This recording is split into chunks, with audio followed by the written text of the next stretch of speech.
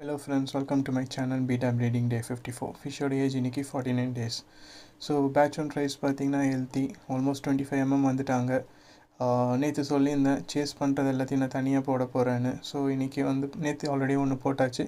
இன்றைக்கி இன்னொரு ஃப்ரை பார்த்தீங்கன்னா செப்பரேட் பண்ணி வச்சுருக்கேன், அதை நான் உங்களுக்கு காமிக்கிறேன். ஸோ பேட்ச் 2 தான் இருக்கிறதுலே மோஸ்ட் நம்பர் ஆஃப் ஃப்ரைஸ் இருக்குது. ஆல்மோஸ்ட் 100 ஃப்ரைஸ் மேலே இருக்காங்க. ஸோ இவங்களும் ஹெல்த்தி. ஸோ பேட்ச் 3யும் ஆல்மோஸ்ட் 80 ஃப்ரைஸ் அண்ட் அவங்களும் ஹெல்த்தியாக இருக்காங்க. ஸோ பேட்ச் 1ல் ஒரு ஃப்ரையை நான் இன்றைக்கி செப்பரேட் பண்ணேன். ஆல்ரெடி நேற்று ஒன்று பண்ணியிருந்தேன், இன்றைக்கி ஒன்று பண்ணியிருந்தேன். இதுக்கு என்ன பண்ணேன்னா நான் பேபி ஷ்ரிம்ப் தான் கொடுத்துருந்தேன்.